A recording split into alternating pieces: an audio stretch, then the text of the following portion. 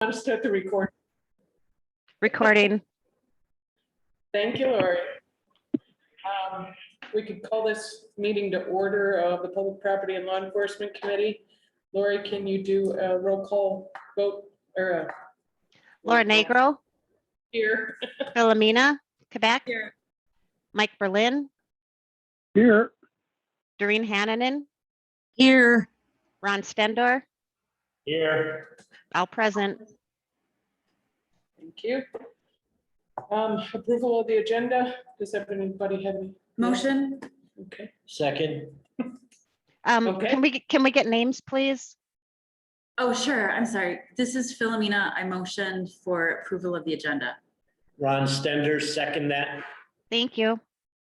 Okay, we have the first and the second. Is there any discussion? Hearing none, all those in favor, please signify by saying aye. Aye. Aye. That passes. Public comments, 3 minutes per person. Anyone online? I have something. Could you state your name, please? So my name's Matthew Philippek. Okay, and go ahead, you have 3 minutes. Okay. So I'm with the Northwest Wisconsin Workforce Investment Board, and I just wanted to bring up a new grant project that we are currently working on. The grant is called the Wisconsin Pathways Home 2 grant. It's a 3.5-year grant that we just received funding for the first of this month, so it's still very new. The grant is focusing on incarcerated individuals who are 18 years or older with 20 to 180 days left in their sentence.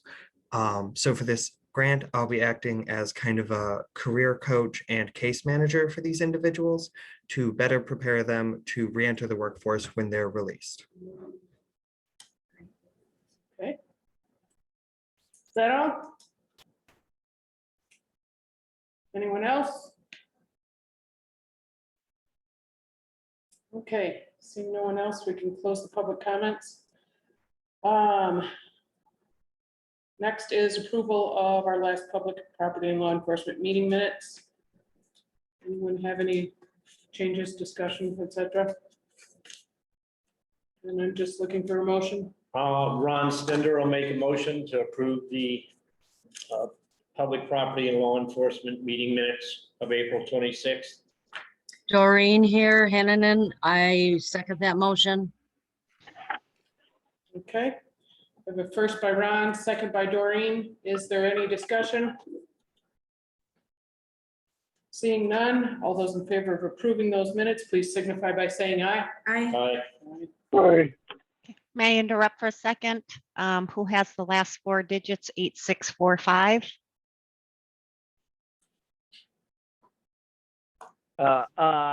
Community member observing the meeting. Okay, can I get a name for the meeting minutes, please? Noah Saperstein, the environmental justice specialist for the Red Cliff Band of Lake Superior, Ojibwe. Okay, I'm sorry, I did not catch the name. Noah Saperstein, the environmental justice specialist for the Red Cliff Band of Lake Superior, Ojibwe. Thank you. Okay, second quarter budget review. Did everyone get a chance to look at those?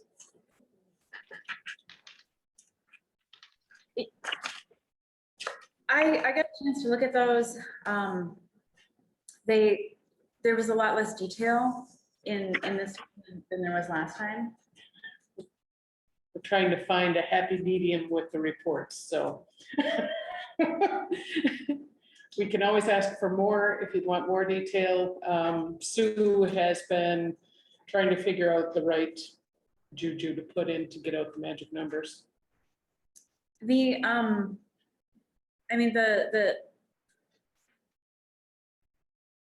what I was concerned about with the last time is that, I had some time to look into some of the line items.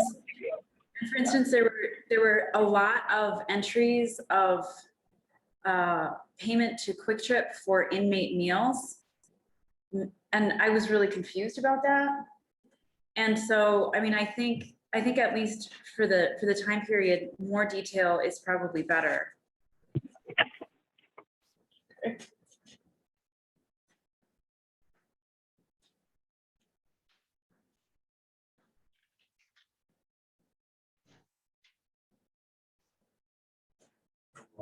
I will share that with Sue.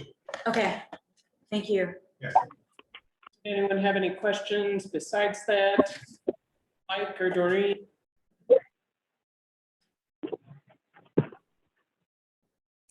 I'm good with it. Okay. All right, then we can move on.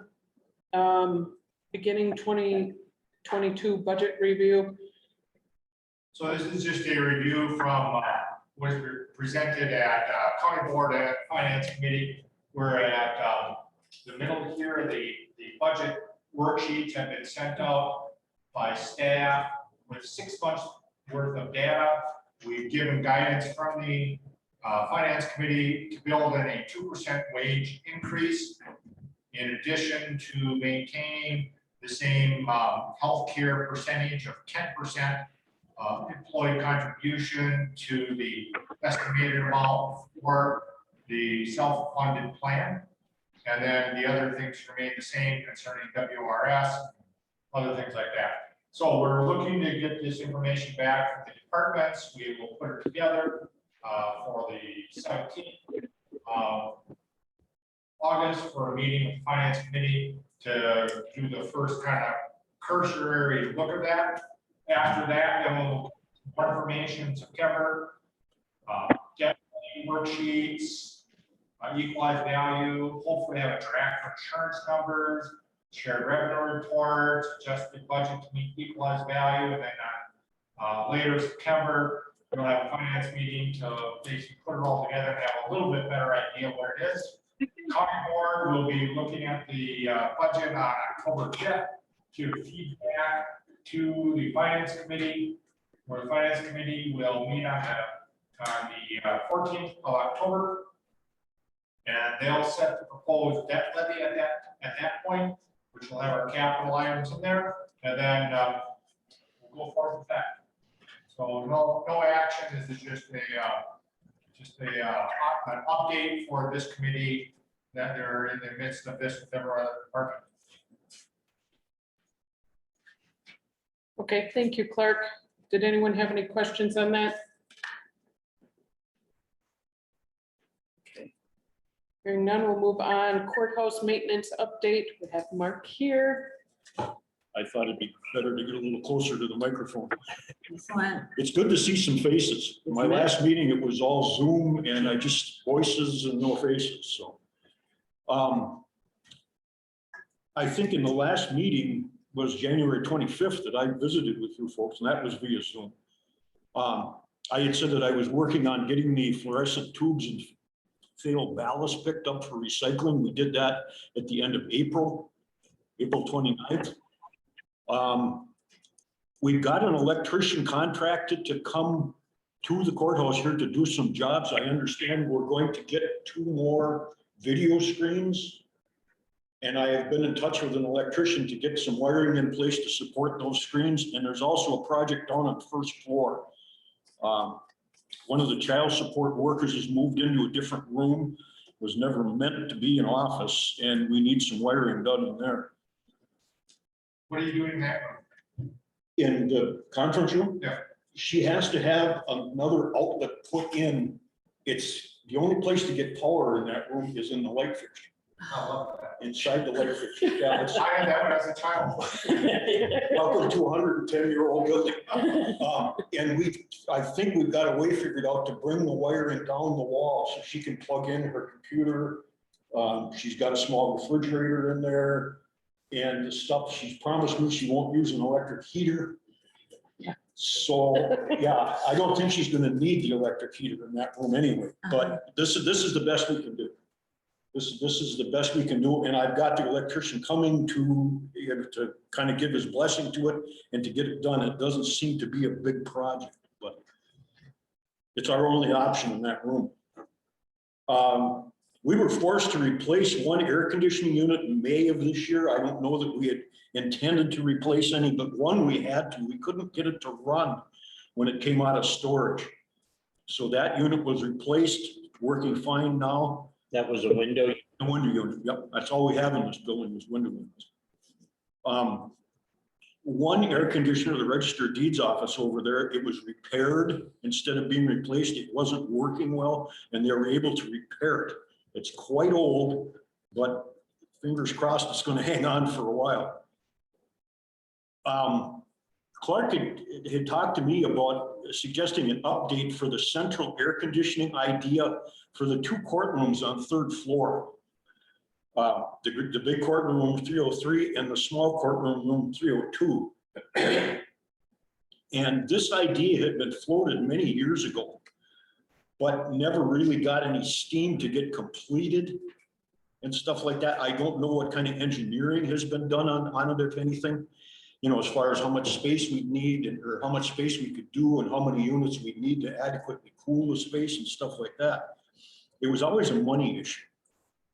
When Jeff Burrow was here, the money was never available for it, and that's why I see it never seemed to gather much steam to move along. That's pretty much where it stands right now. I have no paperwork for this. I have dug through file cabinets after file cabinets, and I have absolutely no paperwork on this. If Jeff had anything written or, you know, got quotes back from somebody else for it, I have no idea. What we're talking about is putting in split units. So basically, we probably, I would imagine we put 2 units on the roof on top of courtroom 1 and 1 unit. Right here. And then 1 unit above courtroom number 2. And we've used the ARPA funds for that because in my reading of this, we're basically we're supporting, you know, sets and stuff in here. Mike, I think you got to mute your microphone there, Mike. Thank you. So the ARPA fund, because we're using remote attorneys and remote plaintiffs and defendants, we can't put in the air conditioners. So if people up in those courtrooms, they just have the windows open. And that's the 3rd floor is the hottest place in the whole building. And so we did that last summer. We're doing it again this summer. There's probably, given the supply chain aspects that we have, you're probably looking at maybe an installation maybe this next spring of 2022 or something for next summer. We're not going to do anything this year. Yeah. But we have to figure out how many BTUs, what's the space like, how much heat loss is there, what is the installation like, in order to even bid it out. With the mini splits, you can actually use 1 unit there's some units that can do up to 8 different rooms. And each room has its own thermostat. Depending on size. Yeah. So just go 1 big unit on the roof. And Yeah. then have And you can go with the option of heating also coming out of that mini split. But if you get below so many degrees, it's not going to function correctly. But we should get prices on it. something else to work on. I haven't had time. Yeah, it's like I say, the idea has been floated, and we had an electrician come in many, many years ago. And he said that there wasn't enough electricity available in the attic to run these units. Yeah. And that supposedly was worked on, but the project never really got completed. I don't know if they ran out of money or what exactly happened, but it never really got a bow tie on it. So I would suggest that you bring in a person to do BTU calculations and stuff like that, measure the spaces and stuff, and also to have somebody look and see that there is in fact enough electricity available up there. Because it would be a big expense to have yet more electricity brought into the attic.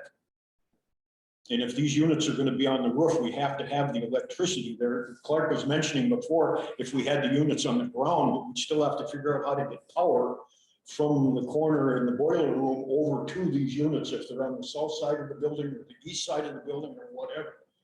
I think the best solution would be to do them on the roof and you know, but we have to make sure we have the infrastructure for this stuff before we, you know, With that, we know we've had flexing in the attic with all the files and things up there. How far are we on the file removal and not having flexing and possibly falling in on the court? I don't have an answer for you for that. I know there was a lot of stuff taken out of the attic that could probably stand to be more taken out of the attic. But, yeah, these would be on the roof. The units would be on the roof itself, so. I don't think the roof would have a problem holding that. Okay. They're not really. They're not that, there's not that much weight to them, actually. I'm concerned primarily about, you know, getting adequately sized units so they're not a continual problem and having the electricity there and all the rest of that stuff. Clark also suggested update regarding the heating system replacement proposal. Now, this, I have just a little bit more information on this. This has been something, these two projects actually have been on the capital projects list for years. The heating system proposal, Jeff, the only thing I was able to find about this, Jeff had a company come in 2015, a company called Myron Construction Company out of Wausau. And I helped with familiarizing, a couple of gentlemen came, we walked through the building, we looked at the electricity, we looked at the boiler, we looked up in the attic at the piping and all the rest of that stuff. The fellow left me the business card and I never heard from him again. So I have no paperwork, again, I have no paperwork on this. I don't have a file on it or anything like that. But in passing, Jeff Burl had mentioned to me that their estimate came in, now this is 6 years ago, their estimate $1.6 million. Hang on a second. Who's on 8623? Please mute your mic. It's no. Thank you. Go ahead. Okay. Like I say, I never saw any bid documents or any estimates or anything like that. And it makes me really nervous to repeat that quote because that estimate is 6 years old. And I just know steel prices have changed since then, labor costs have changed since then and stuff like that. That's as far as I know that it ever went, was getting any kind of estimates or anything like that. And they're talking a new furnace, new steam piping, the vertical pipes you see all around the building. Okay. Those pipes are more than 100 years old. Yeah, no, if you're gonna do it, you've got to redo all. Exactly. And that's, I don't know what their idea was, if they would put coils in the ceilings and then put in suspended ceilings in the rooms to hide the new pipes and stuff. I never got information what their plans would have been or, you know, how they were thinking about doing it. Well, one of the issues I think you're gonna have to face as you go forward here is maybe a space needs study and evaluation of this building because, you know, let's say it takes you, you know, $2 or $3 million to update this building. You know, and the question is that a good use of money, or would it be beneficial to actually start planning and thinking about a government center where you have an integrated jail and court systems out on your 20 acres? Because from a security standpoint, I really don't like, you know, bringing prisoners into the courthouse and public spaces, and all that just doesn't make sense to me. But I would hate to see you spend $2 or $3 million to really update and modernize this building when you're still not addressing your basic security issues. Does our insurance company that insures this building, demand that we have a 10-year plan? They come in, they inspect it, tell you what's wrong, and then tell you what you gotta fix within X amount of time. Have we ever had that done? I don't know, but funny you mentioned that. Just here a couple of months ago, I want to say back in March, I got a phone call from a gentleman, Bob Dingle. Bob Dingle was his name. And he said he was hired by our insurance company to go through and update the coverage in the building. This is the term that he used. He walked through every room in the building, wrote down the number of toilets we have, wrote down the water fountains that we have, and stuff like that. He never said anything at that time about the fact you folks don't have any fire escapes, you don't have exit lights, We don't have, you know, some of the things that a new building nowadays would have to have. Did he send you any report or say he was going to send you a No, sir, report? we did not. Because usually that's what they do, and then you're going, oh my God, how do we fix all this? Right. Like I say, I never got anything on paper. If Clark got something, or maybe Lori got something downstairs, or the county clerk's office got something or whatever, I have never seen it. You know, I actually talked to this guy walking around, I said, how do you value a bathroom that has 7 feet of marble? You know? Yeah. What's the replacement value of that? He goes, well, this is just pretty high level. How many square feet do you have? How many offices do you have? What's the average cost of construction? This building implodes, falls in, or more likely freezes out in the winter. You're never gonna replace the building. You're gonna build a new one. You know, Mhm. so there, because you never would replace this building as is. Yeah, because usually anytime, I used to work for a hospital system, and Zurich was the insurer. And every so many years, they would come in, and I would waltz them around, and we had one area that was pretty much like this building, a lot of marble, everything, but it was deemed fireproof. That if a fire ever broke out, it never spread any more than that room. And that was huge, but it was a lot of marble. And usually that, you know, we should have things like that done here and at the jail. So, but Clark's probably right. Fixing it, you'd be better off putting the money elsewhere, so. It's a grand old building, and this Bob Dangle fellow that walked through the building, he was stunned by the amount of marble and stunned by the condition of stuff and everything. He said, you have a beautiful building. But he says, I can appreciate that it takes a bucket full of money to maintain it. And it pretty much said the same thing. You'd never be able to replace this building nowadays. It just isn't efficient for the security needs we have in the building now. It isn't efficient for fire escapes and stuff like that. Every so often we would get it's inspection from the fire department, and we would get a new fireman that would be, you know, come in to inspect the building, and he said, well, where's your fire escapes? Where's your exit lights? Where's this, you know, your signaling system and all the rest of the stuff? Well, we don't have any of that because our building is 100 and some years old, you know. So then it's, oh, okay, I guess you're right. You're pretty much grandfathered. Exactly. That was always the term that they use, your grandfather. Yeah. So like I say, this is the most that I could tell you folks about this. Again, having never got anything on paper that I could keep on file. And again, the fact that the estimate is 6 years old, I can't trust that number at all. It just too much has changed in that time. Like I say, these projects have been thought of before, and we've had them down and tried to get the money to do them and stuff like that. I can see bigger maintenance needs, the tuck pointing of the building. We talked about this when Donna Williamson was still here, about the tuck pointing of the building was last done back in the early 80s on the outside. And I found a couple of places where the mortar between the stones has started to come out, and I caulk it shut again, you know, immediately as soon as I can find it. But there are places that I can't see without having a man lift to go up on the side of the building and inspect everything really close. And it's getting old. The building is showing its age. It's, you know, kind of like an old car.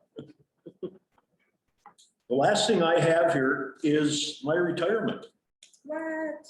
My retirement, yes, ma'am. Excellent. I will leave here on September 17th with 42 years of service. Thank you. Wow. Thank you, I appreciate that. Wow. I gave notice to Clark back in June, and Clark asked me to write up some things to pass on to the next person, whoever this happens to be.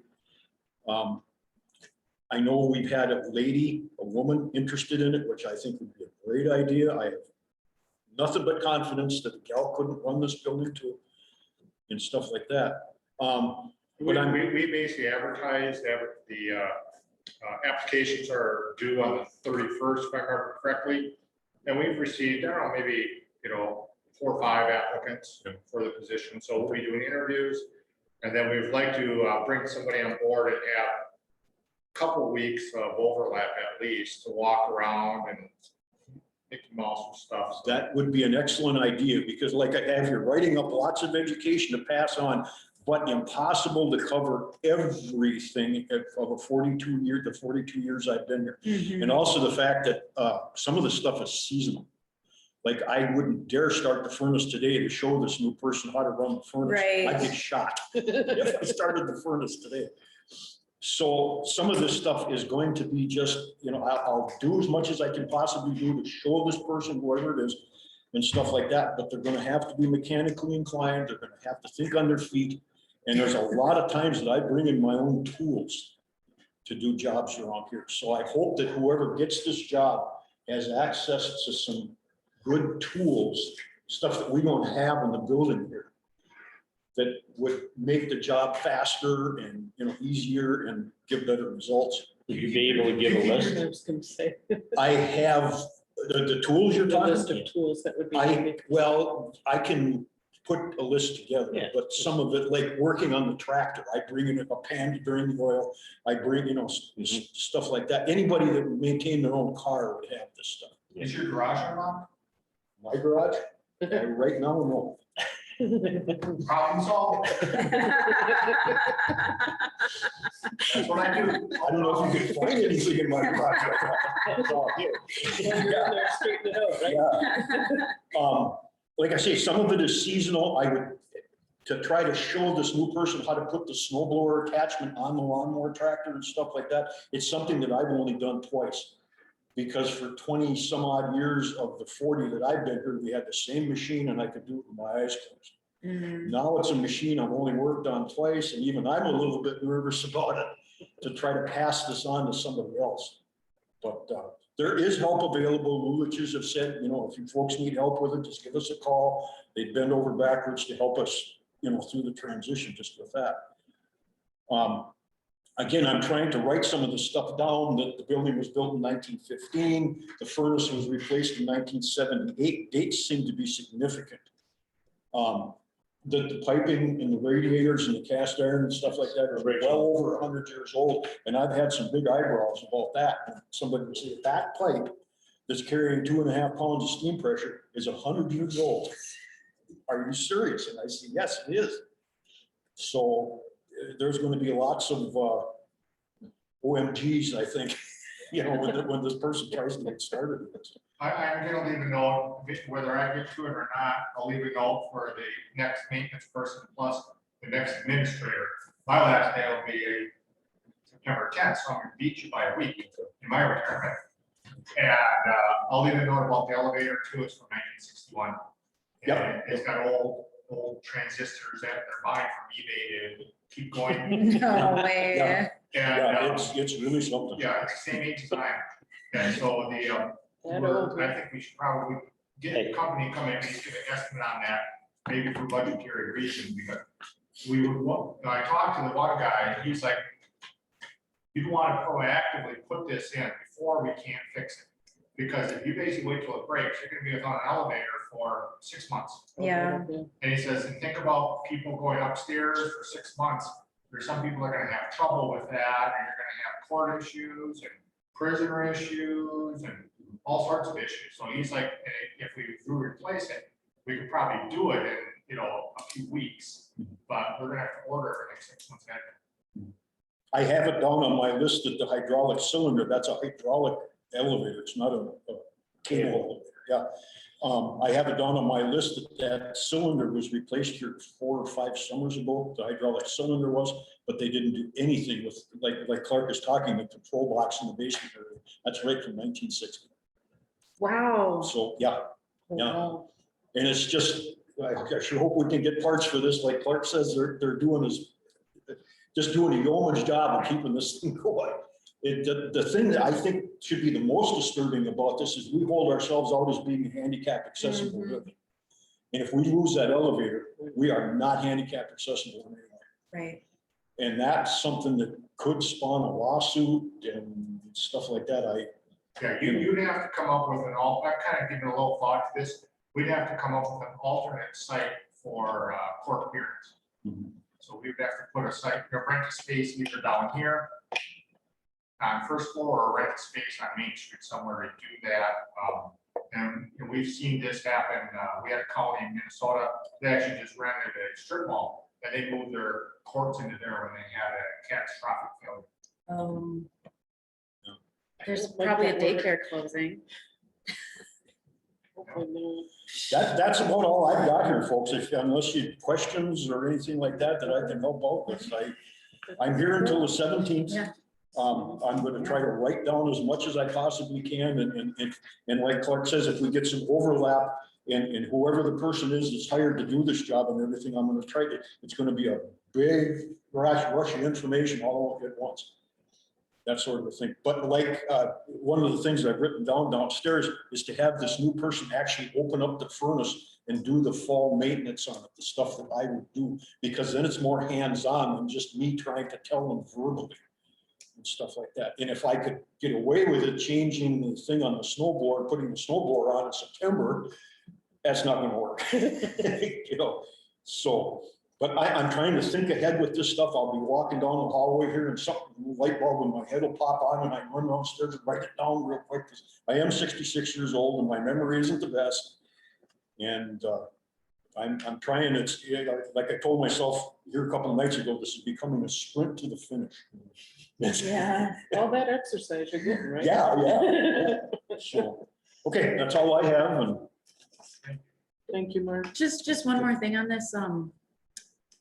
So Clark, we've had some email correspondence back and forth about USDA rural development.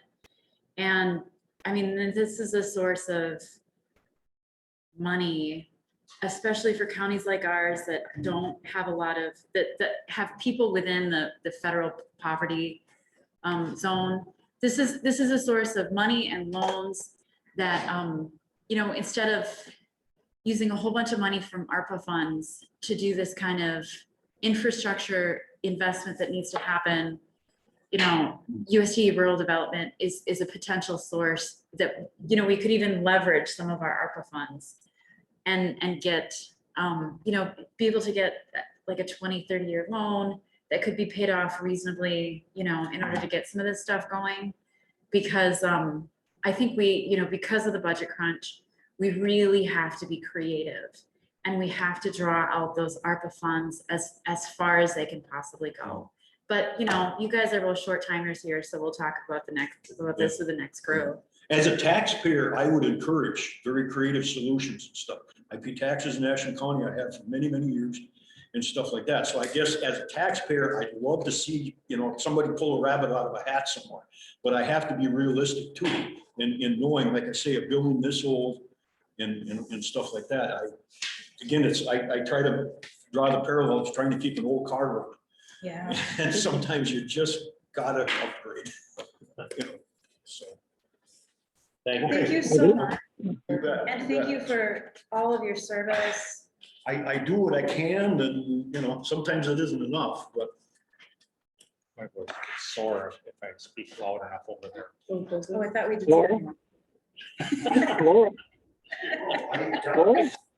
Yeah, Mike?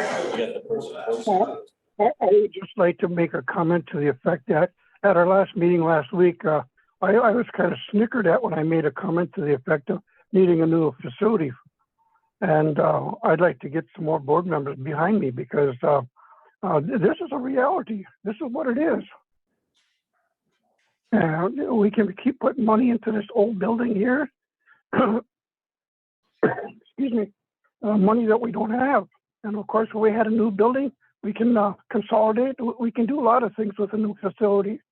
And I concur with what Phoebe had just indicated. Thank you.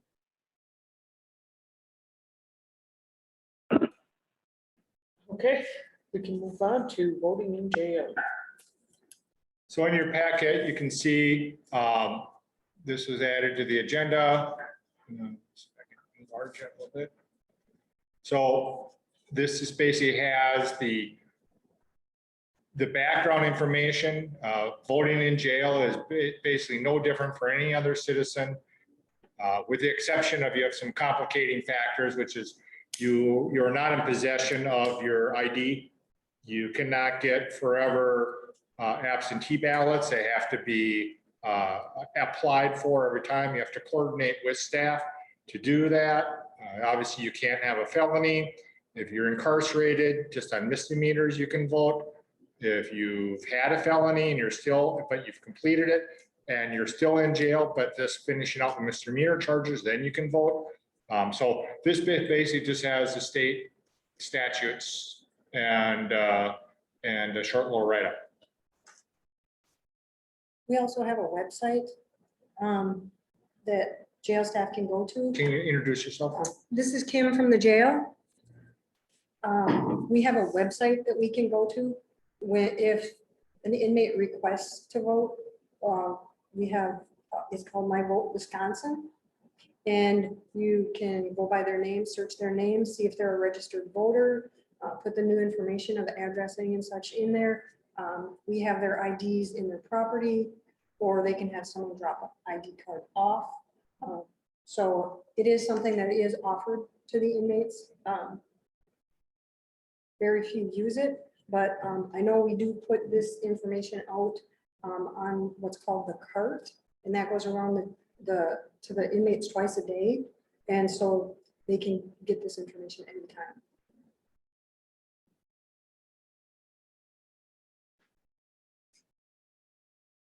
Did anybody, there was a webinar a couple months back about this very topic. Did anyone participate in that webinar? This morning. So, of course I can't recall any of the details, but I can look it out. I believe that there's an effort between, I think it was the League of Women Voters and maybe some other organizations. I'm pretty sure it was Chippewa County. Mm-hmm. And so the league was able to work with the jail and do kind of a lot of legwork that you were doing in terms of helping people to fill out their absentee ballots. And then, so they had this outside organization that was really involved. With COVID, I know that you've cut down on visits and everything, but you've also made it much more easy to visit with people. Yeah, by Zoom. That's been really, really handy. Yes. So, I think my understanding is that, we have a very active League of Women Voters group here. I think this is something that we could even do kind of a community collaboration to make sure that happens, for any upcoming election. Yeah. It's good to hear that you're open about it. Oh, yes. Definitely just give us a call and we can set up a Zoom session. Great. It's great. Is there any other questions on that? Doreen or Mike online?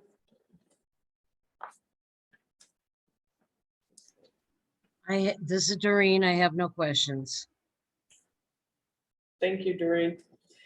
We'll move on then. Marijuana possession review.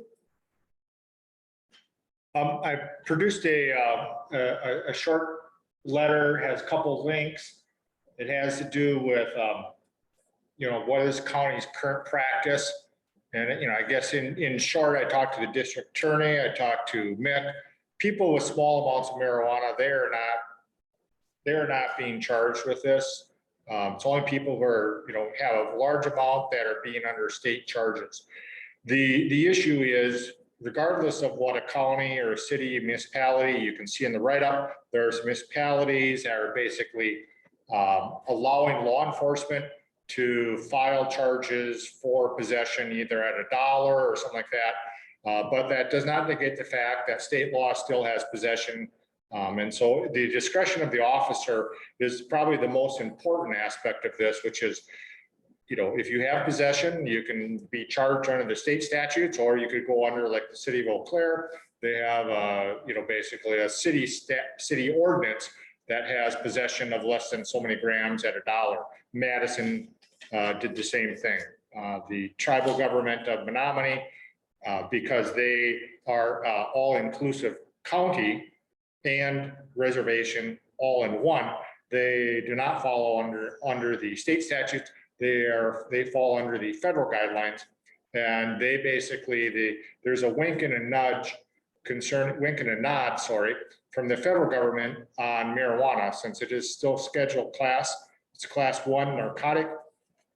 And at the federal level, it's illegal, but we have obviously 13 states are recreational, a bunch are medical. The federal government is choosing to ignore this issue. And again, the federal agencies are choosing not to enforce federal law for the vast majority of these, unless people are bringing in 900-pound bales and crossing state lines.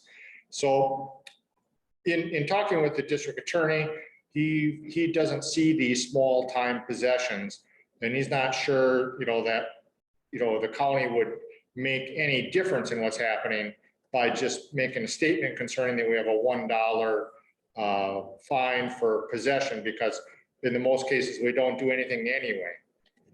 So I guess that's kind of a short little summary of it.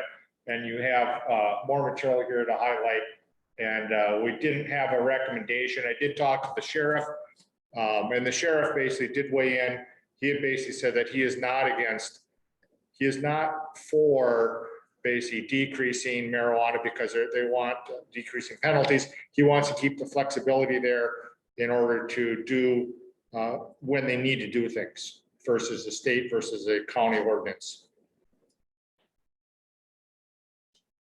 So when you're, this is Clerk, if Philomena. I could just interject one thing. Yeah, go ahead, Go Beth. ahead. On the marijuana charges, like Clark said, most of the time the county exercises the discretion of going with the county ordinance or not charging the subject at all. And the district attorney also has the option to overrule whatever we charge. If we charge a subject with a state charge of marijuana and the district attorney doesn't feel it's a charge that's deserving of that, or if the amounts are not as he sees fit, the district attorney has the right and the discretion to defer charges or to advise us to go ahead and, instead of a state charge, make it a county ordinance charge. So it's always that discretionary factor too. So when we're talking about small amounts, what is a small amount? And how large can a small amount be before it becomes a large amount? Small amount is something that somebody has a 10 with personal use marijuana. Most of the time it's confiscated and destroyed. If they have larger amounts, they could get a county ordinance citation, and larger amounts would be up to maybe a quarter pound or half a pound of marijuana. If it's bagged up in individual baggies, it looks like it's ready for sale, and there's scales with that subject, then they have the go state charges, and district attorney would then review the case, look at the person's background, look at the person's prior convictions, and make the decision based on that. So small amounts are normally just confiscated and destroyed. Anything at the officer's discretion would be a county ordinance citation. But if they have, like I said, anything that's packaged, or they have packaging materials, scales, and looks like it's for distribution, then that's what they get charged with. So a quarter pound is a large amount, but what is this? Is it less than that? Is a smaller amount? I think what Mick, I'll interject here, Mick. I think what you're trying to say is part of it is, what is the encounter experience with this person? Are they a frequent flyer? If you have a quarter pound and you basically have packaged up in individual packages, then you are going to be selling that probably, even though it's the same amount, that's probably going to be a state charge, because you are basically dealing at that point. So I think he uses his discretion based on the experience with the individuals. It is a small community. We are not Madison or Milwaukee. They pretty much know these people. Well, I mean, my concern with this unstated policy and the reliance on discretion of the officers is, the fact that we have a historical problem of racism in law enforcement in this country. And, when we don't have clear policies, it provides opportunities for people to be treated different based on factors that shouldn't be considered, like their race. So that's why I'm wondering, I'd really like to know what is a small amount. I'm pretty sure the state would have something in writing as far as their penal law state, Well, over this is this, that'd be great. That'd be great. And, so, as far as we know right now, a large amount is £1/4. And, packaging materials and all that, but, still, I mean, when we look at the jail population, we see that the Native American population is out of sync with the, with what we have in the county as a whole. And I mean, I think it's this committee's job to figure out why are some of the reasons for that. And, this reliance on officer discretion, I mean, I didn't even bring this up, but I mean, these kinds of policies have been found as problematic when we're talking about racial disparities. I guess So, we could ma'am- resolve that by just having, I guess I could resolve that by just having officers not use discretion, just go with state charges and all possession of marijuana and let the district attorney's office make the determination. Probably be the most, the fairest way of doing it, I guess, rather than have to go with discretion.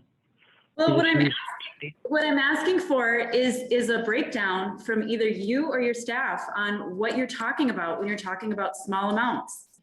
This is not a difficult question if this is happening.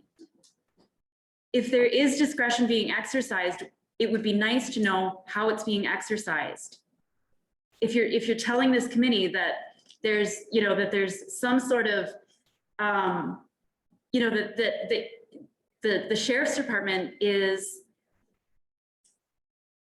kind of making the law up as it goes along, it would be really helpful for us to know how that is exactly happening. I'll have that prepared for you for the next meeting, Philomena. That'd be great. So we'll add that to the next agenda, basically, county, obviously we have nothing to do with state law, but basically county interpretation of marijuana laws and in basically practice, something like that. Something like that. Okay. Is there any more questions on this? Anybody online, Mike or Doreen? No questions. This is Mike, no questions, we're good. Thank you, guys. Next, we'll move on to emergency management update. I don't see Dorothy on. Is she on there? Yes, I'm here. You're hiding. Go ahead, Dorothy. Good evening, everyone. I wanted to first start out with drawing your attention, if you aren't already aware, of the severe weather potential for this evening. It might be a moot point for some of you, but from my standpoint, it's rather significant, as this is the first time this year that we've been positioned in an enhanced risk level. So, and the fact that these are coming in at night and that there is projected to be several rounds of storms, and at night always put us in a particularly dangerous situation. So even though the primary threats are hail and winds, they can't rule out a tornado, but the hail, if anybody has ever experienced baseball size hail, it is rather interesting to try to deal with. So just wanted to start out with that. Looking forward to this severe weather season to soon be over with. But so hopefully everyone has some type of a weather radio or some way of getting notifications as the National Weather Service puts out any storm warnings. The other thing, just to keep people informed, I've been working on the deliverables that emergency management has been tasked with for fiscal year 21. I juggle 3 different years, federal fiscal year, state fiscal year, and obviously calendar fiscal year. Federal is probably the most significant because that's where our money comes in to support the Office of Emergency Management. And I like to spend a good amount of time here as we close in on the end of July, trying to get a handle on where things are at. And most of my deliverables have been met. So I hopefully will be just kind of wrapping up the last few things here, because September 30th is the end of federal fiscal year 21. As now is also, we're looking at budget time for fiscal year 22. Tomorrow, I will be having a meeting, or all emergency managers will be having a meeting at the state level with Wisconsin Emergency Management, as the new applications for funding have come out. But there are many questions, of which I will probably be asking for assistance. I haven't had a chance to talk with the sheriff on this because this has been something new. I spent a good part of today trying to get more information, as I have been last week. There's still a lot of questions. But Laura, since you also sit on finance and working with Clark to understand from emergency management standpoint, since this position is supported primarily by grant dollars and then a match, when you're looking at the American Rescue Plan Act dollars as that match, we're going to have to look at that, because with emergency management performance grant, they have already increased the funding for emergency management and have labeled it, I'll learn more tomorrow, but our match for EMPG cannot be met with county dollars that are come from the emergency rescue plan. Does that make sense? Yeah. So I don't know if other entities in the county that are grant funded are dealing with this or not, but I'm hoping to find out more information tomorrow when we meet with Wisconsin Emergency Management. So that's probably going to be the trickiest budgetary item, is trying to figure out how to budget for those items and working that out. And that's pretty much where I'm at, unless somebody has some questions for me.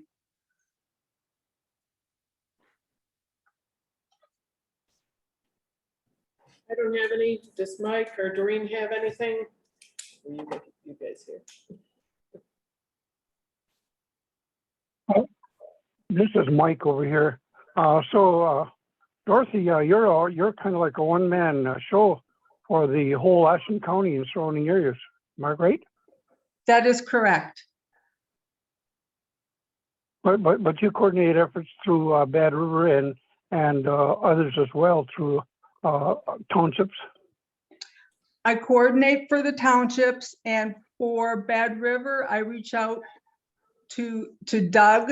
It's my understanding that Doug is in the position to do the coordination of emergency management for the tribe. Yeah, Doug Jennings. Yes. Okay. The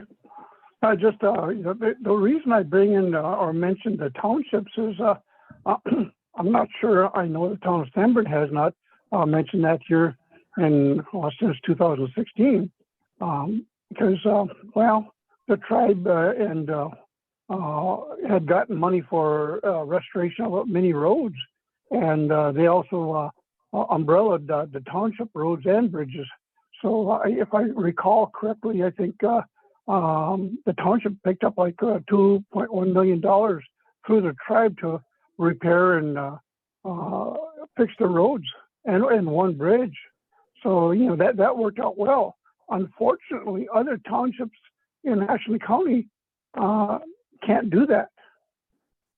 So, you know, I would like to understand a little bit better how townships, other townships, like say, some of our southern townships, coordinate efforts with you, especially in some of these, like say, potential situation like tonight, perhaps.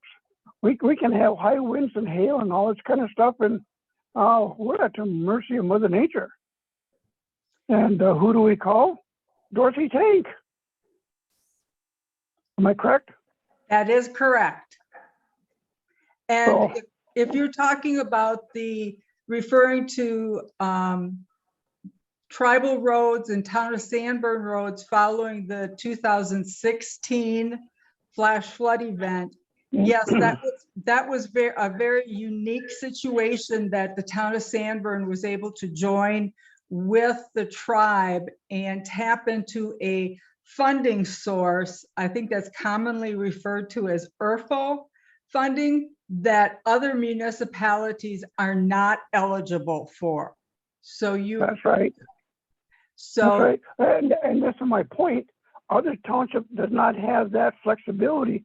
So, you know, I guess the question I'm asking you is, what other resources is out there to support townships, like i.e. the southern townships or any other township there in the Ashland County?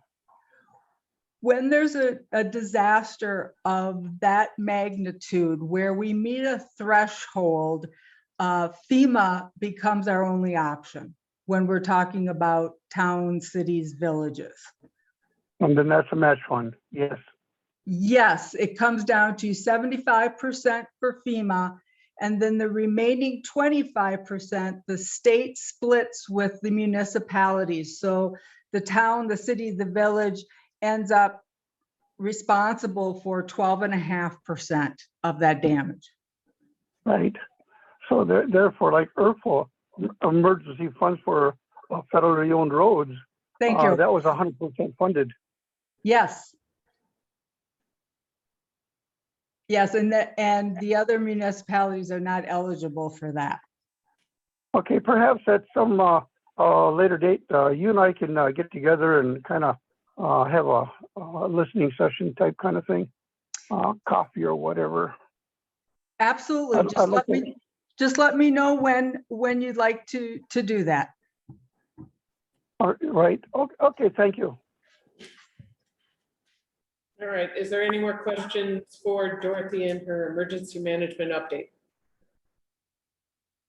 Okay, seeing none, we can move on to the medicated assisted treatment. Matt in jail. Suppose that's you, Kim. Yes.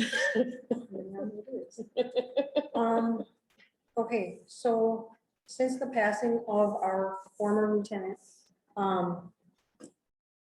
it's quite a big undertaking. And there's a lot going on. And so at this point, we don't have, like you're asking about a grant, we don't have a grant funding for that. We have to pay out of pocket for the medications.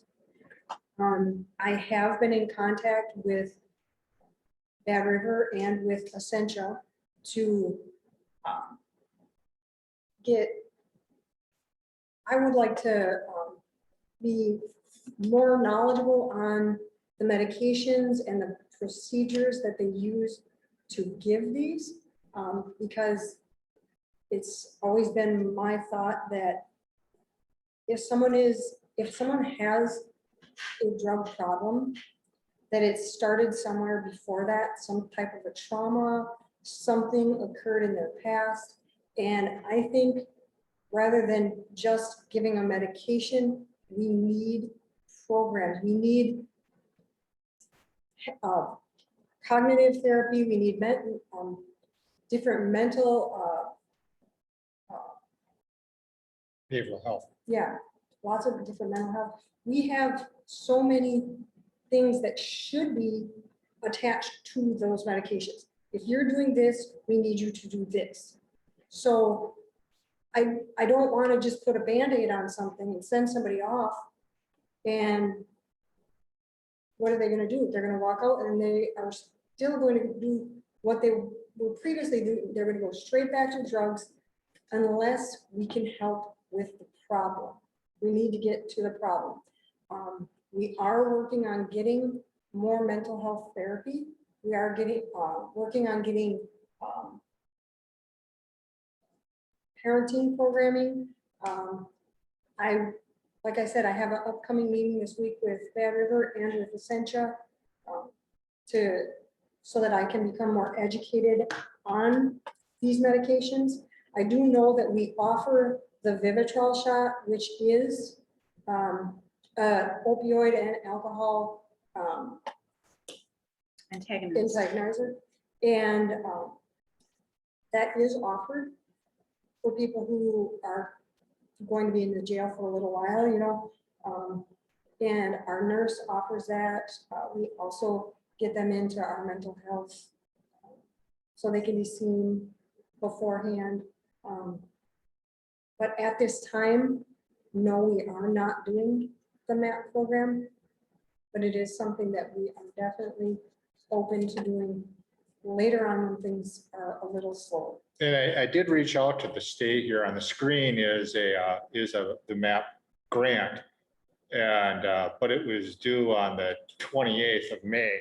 I did reach out to them and said we had some extenuating circumstances due to the passing of our jail administrator. We now have a new jail administrator. Would they allow us to, apply for this at this date? And I have not heard back from them, but I would, maybe that might be a possibility also from a funding standpoint. I will have to get a hold of you. The training that was through Counties Association about the other things that sheriff's departments do, that was this morning. Had a ton of those support programs we're talking about. So, and I have names and things that they will be emailing me because I'm like, oh, I want that and that and that. So I'll get you some of that information from that too. Thanks, Lauren. Yeah, I mean, in the last year, there's been a 30% increase in death by overdoses in this country. And, that it's been steadily increasing and increasing and increasing. And in fact, there've been many overdose deaths in Bad River recently.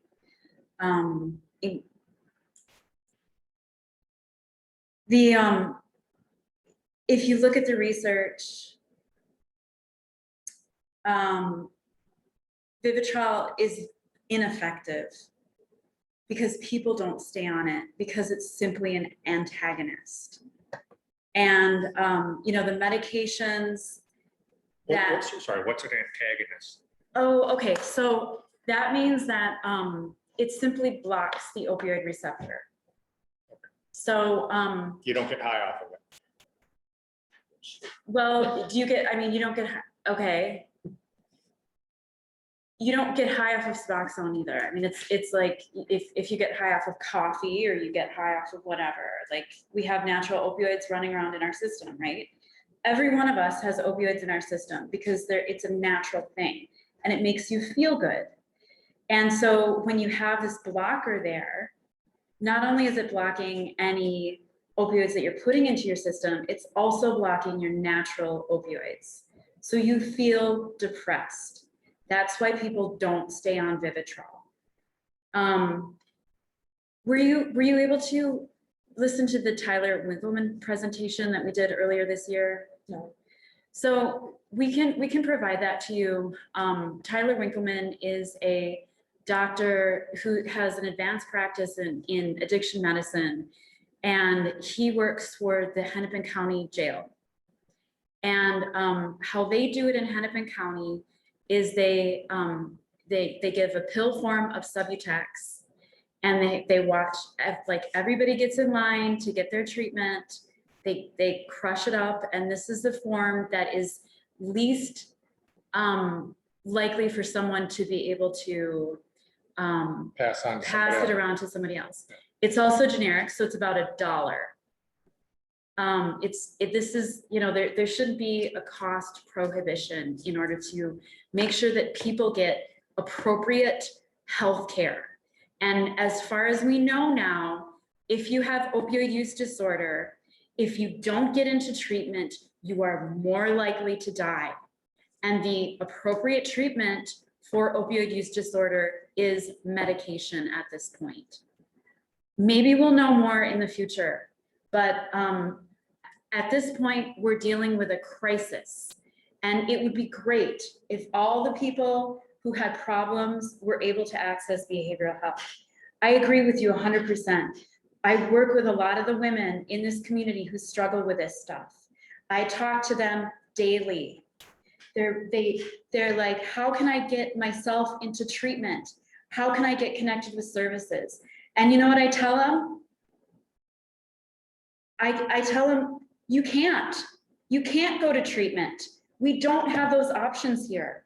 So we're dealing with a situation where we need the best thing that we've got right now. And we have providers who are dosing with these medications like buprenorphine, which is a partial agonist. And that means it has a blocker in there. At least Suboxone has a little blocker in there, and then it kind of gloms on to the opioid receptor, and it provides such coverage that if you were to take Suboxone and you were to take heroin, for instance, you're less likely to overdose because your opioid receptors are all covered up. So it's people who are on buprenorphine are not overdosing for the most part. They're able to stabilize. I mean, I don't know if you've ever dealt with somebody who has severe mental health, issues. My father has really severe mental health issues, and he needs medication in order to stabilize. And once he's stable, then he can do the behavioral health, and then he can do like the community connections that he needs to help him just like be happy, But if you're not treating that brain disorder, and that's what addiction is, it's a brain disorder. If you're not treating that brain disorder, then all these other interventions really aren't going to mean anything, because they're going to be their brain disorder is going to have, take control of their entire system. And it's unlikely to work. So, I mean, I agree. That kind of stuff is really, really important. But if we don't also have the medication in combination, it's really unlikely to make any kind of difference in their life. So I would strongly urge the jail administration to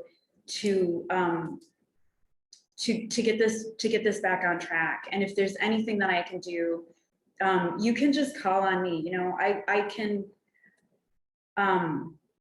I care deeply about the people who are going in, and when they have to go through the, when they're stable and they're working on a program and they have their doctor, and then they have to go to jail, and they're not having access to their prescription medication. And I don't care what it is, if it's their mental health medication or their addiction medication, then it creates this instability in their life, and they may never get back to the point where they can have stability again.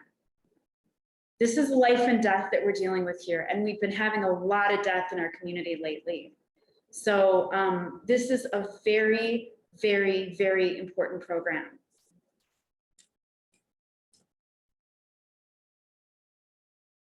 Same goes for me. I've had a relative that had meth issue, and I think we can work on this and try to find something that works for the people that we have in our custody, and try to keep that continuum while finding some of the education pieces that you need to feel more comfortable with the whole thing. Is there any more on this? So I think we should, I'm gonna look for some more grants if that one doesn't come out. And there was a man who, the Matthew Philippus, do you know Matthew Philippic? The gentleman. Accept that? Yeah. The job service person? Yeah, and I Yeah. don't know him, but we Person. talked to the company. Okay. I mean, it sounds like that might be another opportunity for, Yeah, getting we're the working kind on of services in the jail that you need. I thought back in some of our notes from previous meetings when Tony was there, that there was someone through North Lakes that he was looking to help. If I remember right. I had to go back through some of my notes. Oh, yeah, Yeah, yeah, he did have some conversations there. so there may be some, I'll dig through my notes. We'll find something someplace. We're all on the same team trying to do the same stuff, so, and I totally, like I said, one of my sisters had the issue with meth. I wasn't sure she was gonna make it, so. It's so hard. I mean, you don't have an easy way right now because it's just, there's a lot going on. Yeah, yeah, there's a lot Trial going by on. fire. So, I mean, I think there are resources that we can, send you emails and, That would be great. yeah, Figure it out. absolutely. But I mean, just so everyone knows though, we don't just let people detox on their own without anything. We do make sure that they're on our medication protocol. So that helps them through detoxing and stabilizing them. So it's not like we just take away their medication and throw them in a room. That's not it at all. So is that true for people who are using street drugs? Yes, it's for any, if you are detoxing from alcohol, if you're detoxing from benzos, opiates, we have a medication protocol for all of that.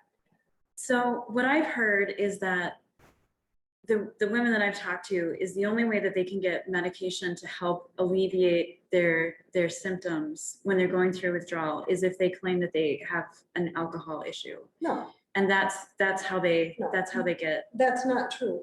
What happens is, someone comes into jail, excuse me, someone comes into jail and they say they've been using, I don't know what the terms are for drugs, but like say a gram of heroin a day or something. I don't know how much that is, but, so we know that they're gonna start detoxing from there.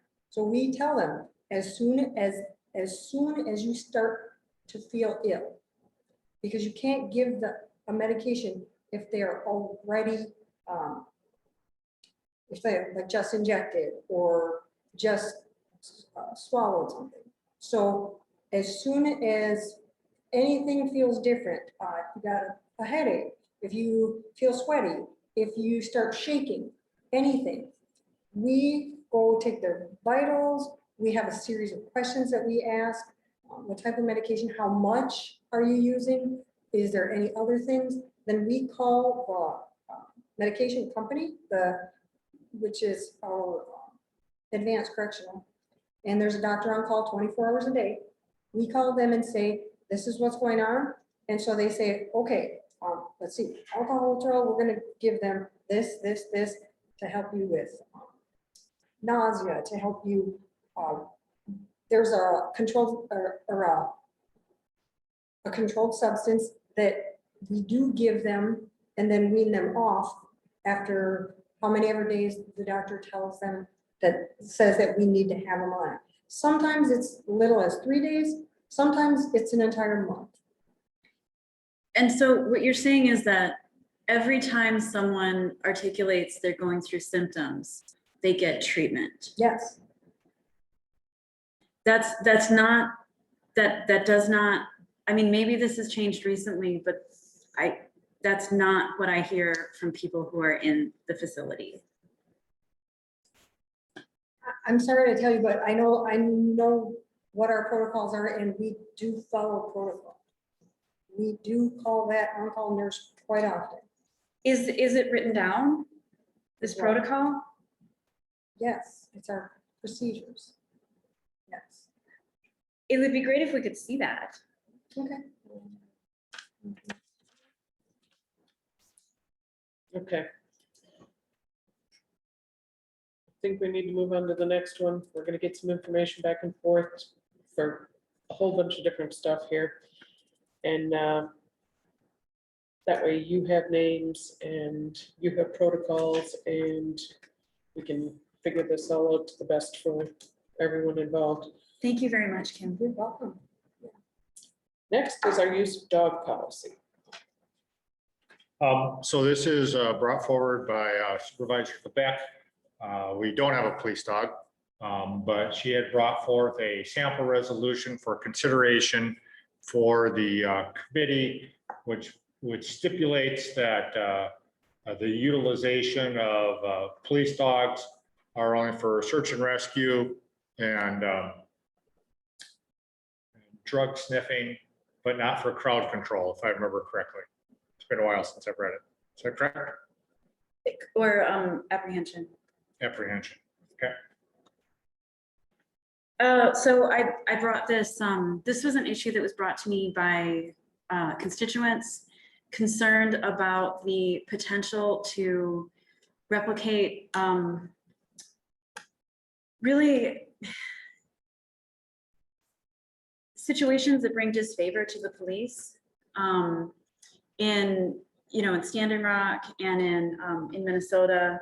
There's a lot of there's some public protests that are happening and a lot of conflict between law enforcement and the public. And so the concern is that since there is really no policy on the use of dogs, and this would be for the sheriff's department and then for any other agency that's called in for mutual aid, there should be some sideboards to ensure that our that the county's liability is covered, and that we're also using public funds for not going after First Amendment rights, but after using public funds for the right reason. And so I dug into this a little bit and I did some research. There's an organization that has cataloged some really serious incidents that have occurred between human beings and dogs, including several deaths, where the dog just gets out of control, and it's not the dog's fault. Like, dogs were bred by human beings in order to be of service, and generally they're awesome, right? Like, dogs are wonderful, but they don't have the self-control that human beings do. And when a dog is, we all are familiar with what happened in the 60s, like when dogs are used in an attack situation with human beings in order to for political purposes, it can create disrepute, for the agency itself and really harm people. So that's why I brought this resolution. That's what I have to say about it.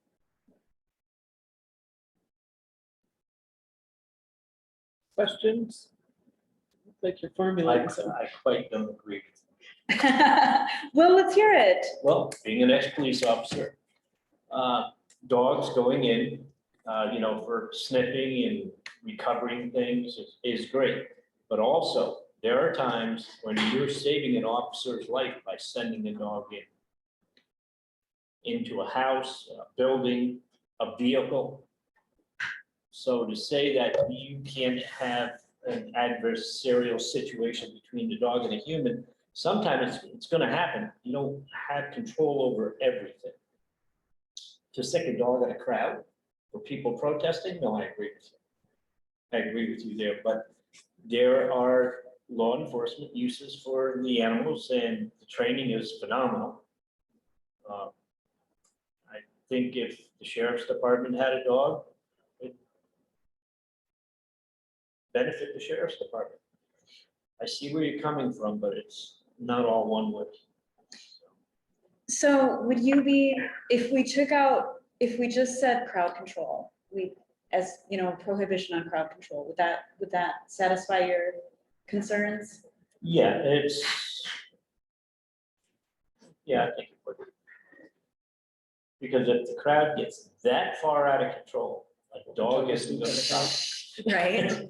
Yeah, well, let's just, Mike and Doreen, do you have questions on this? This would be Doreen. I see no problem with our sheriff department having canine officers on duty. I don't know where this come from, but I think that even, I've heard in the news that whatever that boy was that was missing, they used dogs to go sniff them and da. I don't think we should approve this resolution to prohibit use of dogs by Ashland County. Just a point of clarification, Doreen. This was just to not use it for crowd control in another piece, but even there was just discussion to just pull it back to just for not using it as crowd control. And the county doesn't have one. It's the city that has one. So it would be in a case of mutual aid with crowds. crowds, yep. And so it, Doreen, it does, what the resolution does say is that, you know, this prohibition does not apply to the use of dogs by the Ashland County Sheriff's Department, blah, blah, blah. To aid for the detection of controlled substances, the location of missing persons. And then we could add in there, I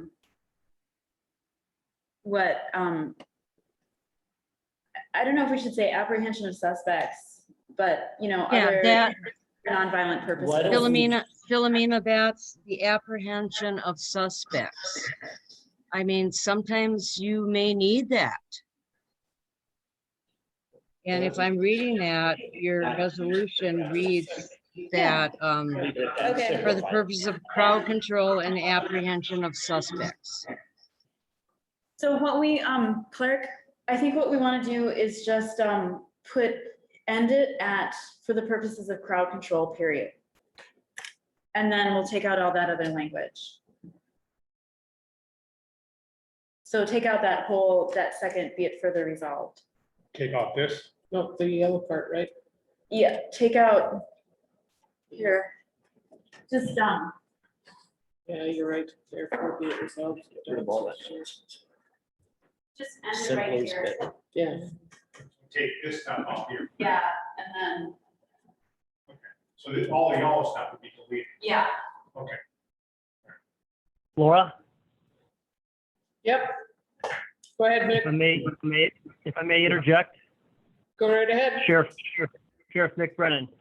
The resolution as written needs to be cleaned up a little bit, I believe.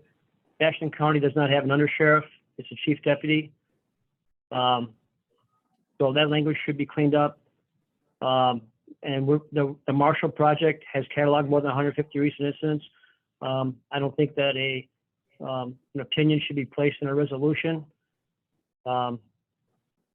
And I was going to bring up the part about the apprehension of suspects that Rhonda talked about, that we do use that at times for officer safety, and dogs are trained in the apprehension of suspects.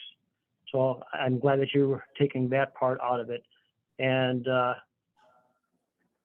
had some question about it's not considering a law enforcement agency, but after reading it a couple of times, I believe it's just protecting the department or the county. We have dogs on search and rescue that if we bit somebody, it wouldn't be covered. So those are my concerns. Thank you. Mick, I have a question for you. So this is geared also towards mutual aid requests. So if the state patrol comes in with a dog and they do crowd control, does the state patrol have to follow a county policy? I do not know the answer to that question. I know that we have mutual aid requests on almost a monthly basis with the state patrol, the border patrol, and Ashland Police Department for drug interdictions, to make hopefully make the county safer by doing drug interdictions on US 2 and Highway 13. I don't know the question to how a dog is even deployed, or if they're even deployed in a crowd control situation. I have no knowledge of that. I'd have to research that before I could give you an educated answer on that.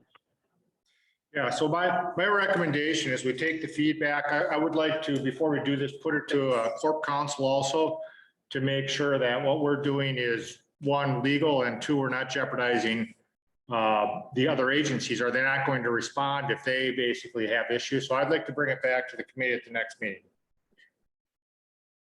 Sounds good. That's good. All right. This is Mike. I would like to make a motion to go with the recommendation of Clark on getting court counsel involved in such. Yeah, we don't really need a motion on that, Mike. We're just gonna we're gonna take feedback from the committee, and there seems to be a consensus to bring it back for further review. So. Okay, that'd be fine. Sure. Thank you. Thank you, Mike. There any more, if there's any more input, I would say either get it to Clark or Philomena. However my name is. Whatever your name is. Otherwise, we can move forward. Now, I know the whole meeting looks a lot longer than what it is because it was me that requested jail fee schedule, cost of bed per inmate per day, data on length of stay for those numbers, and actually, that's it. I just looped another one in there. Those next three items, 13, 14, and 15, those are just listening at the Criminal Justice Committee, them talking about the data that we may need to start going through and just looking at the efficacy of our system. So from charging on, I didn't know, these were the things that there's, and I can get the whole committee. I think Clark sent this to everyone, not in paper form, but it is a jail population review teams paper from National Counties Association. I will make sure that everybody gets emailed a copy. It's got some ideas. It's got lots of different data. I was looking at the pieces that might come from the sheriff's department being the jailers. So it's kind of a keep your eye open.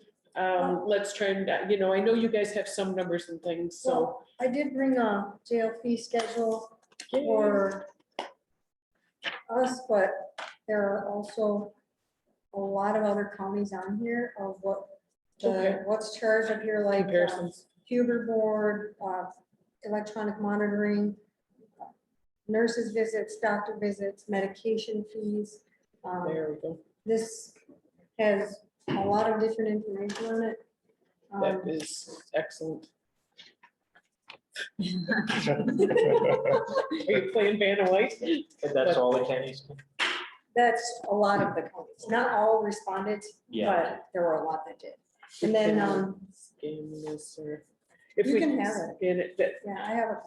okay, Yeah, to make sure we all get. I'll scan that and send Okay. that out. Thank you. And did you guys get the jail population review team? I don't remember. I have a link. You had sent it, and I don't know if maybe you Okay. just sent it to me as a, hey, here's a heads up, because him and I have been talking about data. Just trying to find out where we can not only figure out who are our biggest users of our services, but also where the calls are coming from and what places we actually need to put the money towards and the effort towards. Because I know you guys end up just with the end of it. Here you are, Right. here's the stuff. But, I've been attending those the Criminal Justice Committee meetings. And just the couple of times that they brought up data, this makes a lot of sense. And it's got a lot of different places that have all different kinds of systems. So maybe it's 3 different committees have their different pieces that they look at it, or it's one separate committee and everybody gets the data to them and they go through it. Or, so there's plenty of different ways to do this, but it's kind of, some of these things, the cost of a bed per inmate per day, if we know that it's costing us, say, I don't know, just $200 a day to host someone. 109.82.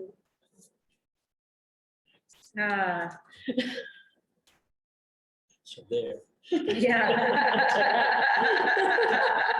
Do you wanna answer any of this?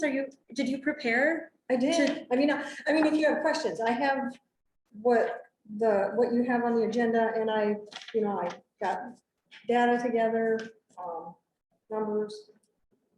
Go ahead. So the cost of a bed per inmate per day, using as average 43 total inmates per day. That is a good average as of from January to now, and also of last year. Works out to $109.82 per inmate per day. Okay. I think one of the things that I want to make sure everybody in the call understands is just because you don't put somebody in jail doesn't mean we save $109. It's, you have a fixed cost. Yeah. There's a variable cost in there, which you build in, which is there's a meal, there's the variable cost of possible medical care, but the fixed costs don't change an awful lot inmate to inmate unless your whole jail population shifts from an average of 43 to an average of 18. Right. Then you're going to have savings on a fixed cost basis. But So when you do have fewer inmates, this average number goes down?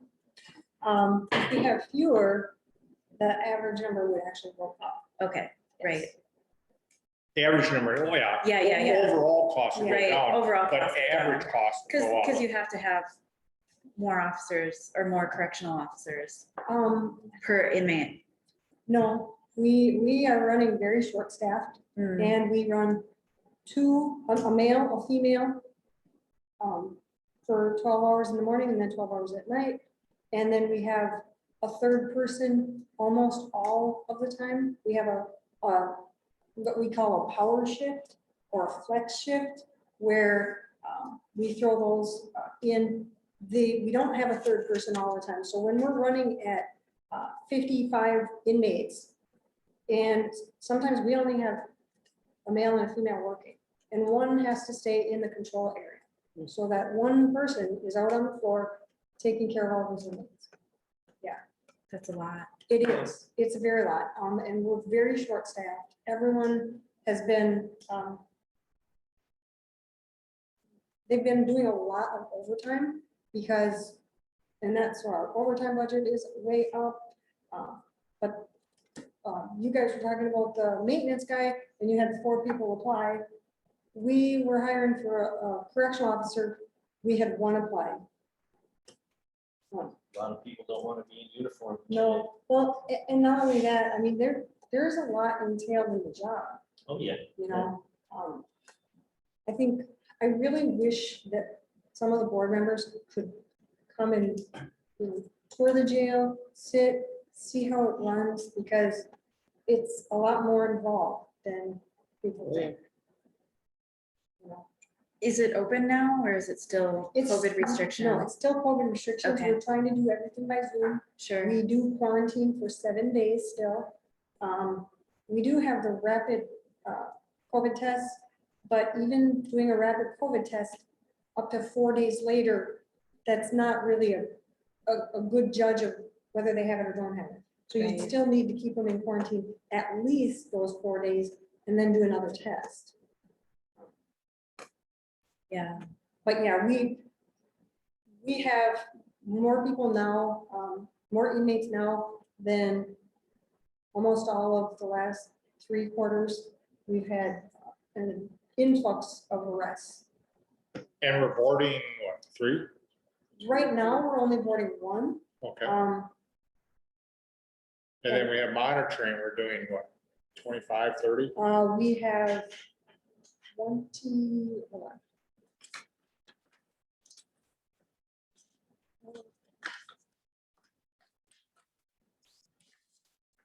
Here. I can help you out there, Tim. Today we have 17 on the monitor, but we've been as high as 31. Yes.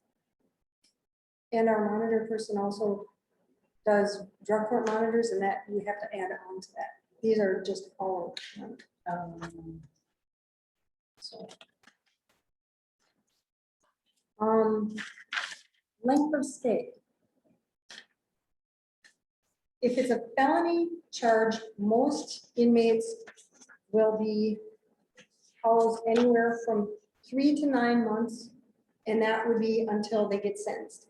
Then they could sit another year after that, or go to prison. Misdemeanor holds usually run around 1 to 3 months until they get sentenced. A lot of times they get probation, however, sometimes they get 3, 6, 9 months sentence in jail, so then they're sitting that extra. What takes them so long if they're sentenced on a felony to get to the state facility? Well, it's the actual sentencing part that takes so long. Okay, so Sitting they there- get convicted, sitting there but they for may 9 not get months. sentenced for Yes, 3 months. Yeah. whatever. yeah. And right now with COVID, it's taking approximately a month and a half to 2 months to get them into federal. Okay. And the mental health facilities are worse. We've had people 10th in line for over 2.5 months. We also have, for our county, for the circuit court basis, we are rated at 1.6 judges, then we have 1. And so what's happening is we are getting traveling judges in here, we're trying to, and the district administrator, which comes out of St. Clair County, they're well aware of our overloaded burden. They basically are trying to share somebody, they try to piece together something from Iron County. Iron County has a circuit court caseload of, it's almost a reciprocal, it's like a 0.5 or something like that. So it's almost there, but they're still struggling with trying to make 2 positions between this. We are trying our best not to be assigned a permanent new judge.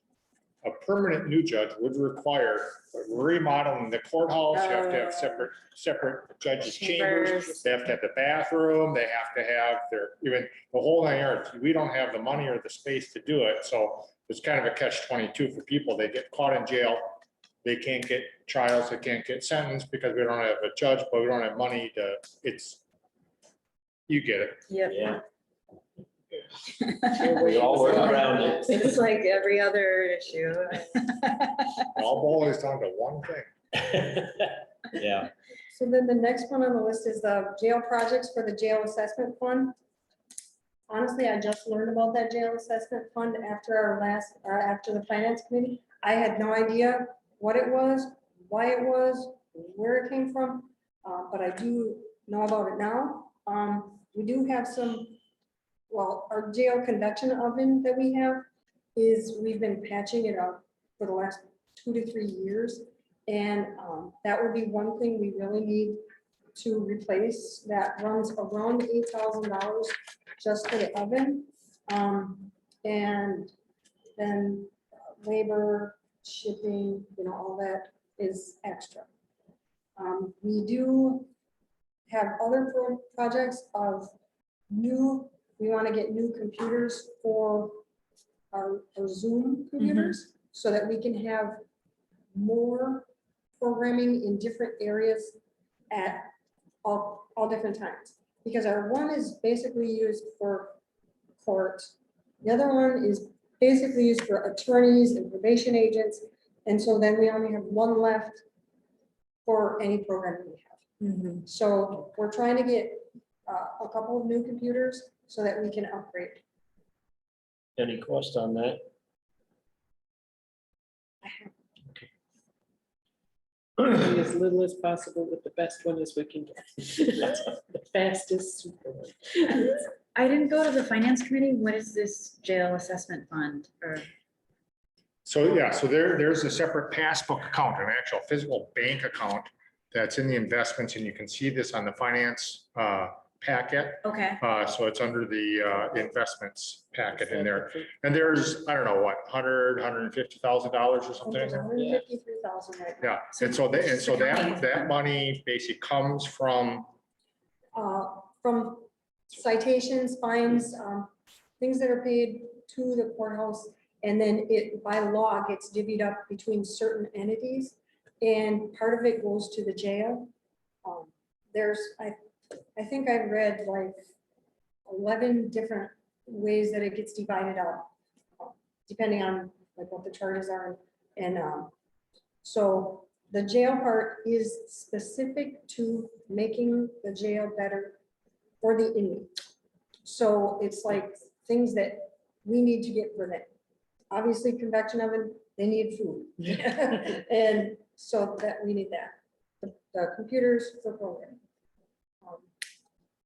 And just so you know, the citations that are issued, the jail surcharge gets awarded to the jail assessment. It's a flat fee of $23. So $23 out of every kind of arrest, no matter what the fine is. It's a flat $23 that goes to that funding. Thank you, Mick.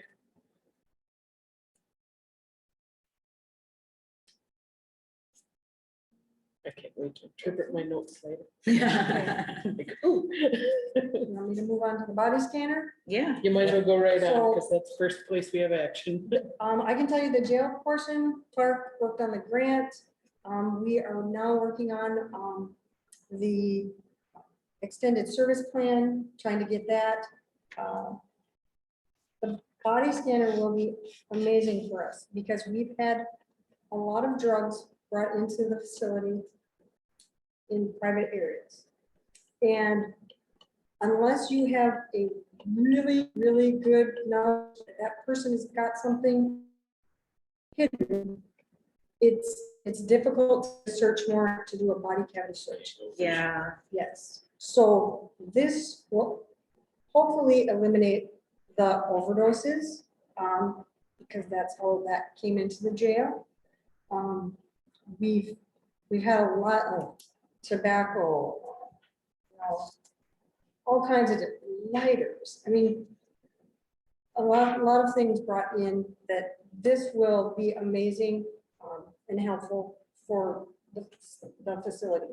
And also when if we do start doing Huber again, then we would be using that for Huber inmates coming back from work. And so what, we basically wrote a RFP, us and Bayfield County. Mark and I both applied for this grant. We both got the grant and 150 each. We're trying to see if there's any efficiencies with 2 units. If not, we'll just go singly here. In addition, I've been instructing with the RFP to work on these issues to try to get a long-term, or at least, 4 or 5 year service contract. These things need to be recalibrated every year to make sure you can differentiate between the different densities within the body cavities. And so we're looking at trying to, my gut guess is it's going to be over the $150,000. But because I want to put these 4 to 5 years in there, in which case we're going to pull this grant plus the ARPA money, you guys will be good to go till 2026 on this will be my parting gift to the jail.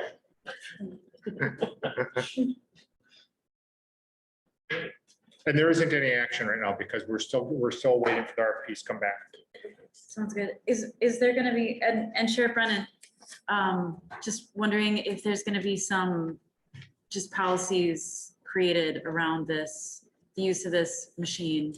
I already have policies. Great. Yes, I was working on that because I need to get them in place before we get it. Good. So I am working on, I have a policy drafted. It does need to go in for review. But yes, we do have policies that are going to be in place.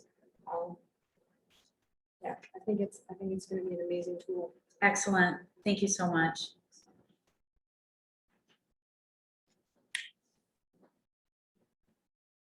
Okay, you guys on the line, where did, I hate having those little things. Doreen's on there, is Mike still on there? Do you guys have any questions on any of those last, the jail fees or anything? Items 13 through 17? This is Doreen. I have no questions. I think congratulations for Okay, Clark and whoever wrote it. So, yep, no questions. thank you, Yeah, this is Doreen. Mike. This is Mike. I guess I'm good. Okay, No questions here. All right, then we are to our next meeting date, if I can speak correctly. I've got August 30th is our next meeting date, to kind of keep up on any bigger projects that may need some kind of support or anything from our committee to go to the county board, so August 30th. August 30th.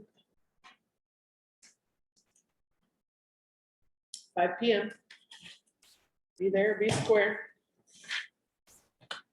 Motion to adjourn? Philomena? Second by Ron. Anybody have any questions on that? Any discussion? All those in favor, please signify by saying aye. Aye. Aye. Aye. Aye. Right.